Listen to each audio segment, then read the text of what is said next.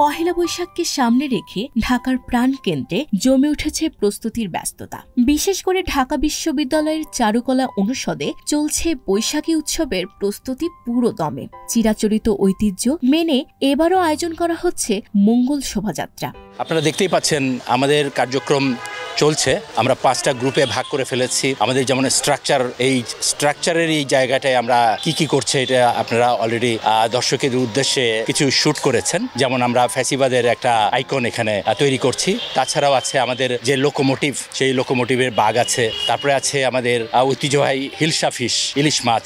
আমাদের আছে এখানে পালকি। আপনারা জানেন যে 24-এর যে অভ্যুত্থান, সেই অভ্যুত্থানে যে মুগ্ধের যে পানির যে বোতলটা, সেই বোতলটা আমরা পার্মানেন্টলি তৈরি করছি। এটাও আমাদের শোভাযাত্রায় থাকবে। পাশাপাশি একটা শান্তির পায়রা থাকবে, যে শান্তির পায়রা আমরা উপস্থাপন করব। বিভিন্ন জাতিগোষ্ঠী আমাদের সাথে এখানে অংশগ্রহণ করছে।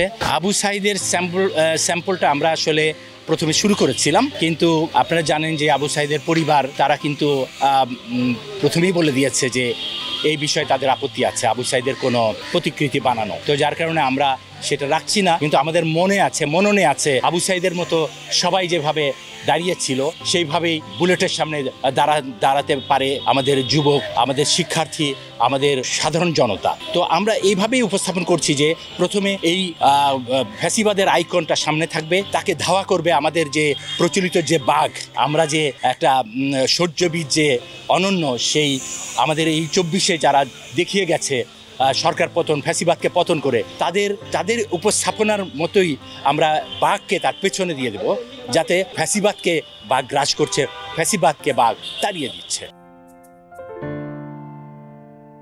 চারুকলার শিক্ষার্থী ও শিক্ষকরা একসঙ্গে দিন-রাত কাজ করছেন মুখোশ, মণ্ডপ ও আলপনার নানান উপকরণ তৈরিতে। রং তুলি ছোঁয়ায় ফুটে উঠেছে বাঙালিয়ানার নানা প্রতীক, জাতীয় মাছ ইলিশ, জাতীয় পশু রয়্যাল বেঙ্গল টাইগার ও অন্যান্য। এছাড়া 24-এর মুগ্ধের পানির বোতল ও স্বৈরাচারের প্রতীকও থাকছে।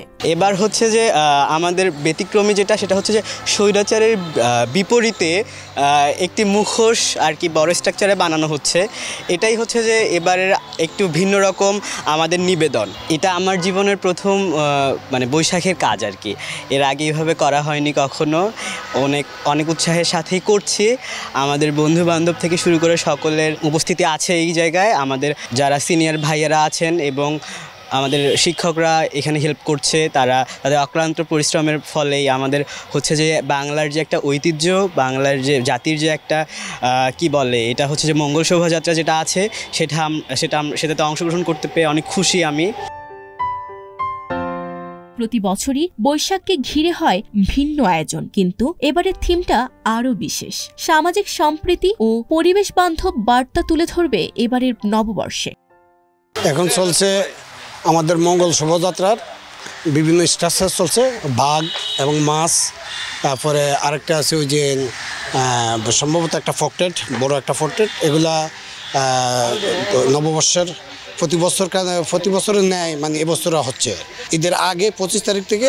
তবে সম্ভবত আমরা 13 তারিখের রাত্রে, সমগ্র রাত্রে সবাই মিলে, সবার প্রচেষ্টা, সবার পরিশ্রমের কারণ আমরা শেষ করতে পারবো ইনশাল্লাহ 13 তারিখ রাত্রে। 14 তারিখে আমরা মঙ্গল শোভাযাত্রা বের করবো। চারুকলায় 83 থেকে শুরু করছি, কিন্তু এখানে আমি 35 বছর, কিন্তু জব করতেছি আজকে 17 বছর। এবছর নববর্ষ উপলক্ষে বলবো, আমাদের এই নববর্ষ বাঙালির প্রাণের মেলা, প্রাণের উৎসব। এই বৈশাখ নববর্ষ আমরা যাতে সুন্দরভাবে সবাই মিলে, সবার সম্মিলিতভাবে আয়োজন করে শেষ করতে পারি, সেটি আমাদের কামনা। এছাড়াও স্থানীয় শিল্পীদের অংশগ্রহণে থাকছে লোকসঙ্গীত, নৃত্য ও নানা সাংস্কৃতিক পরিবেশনা।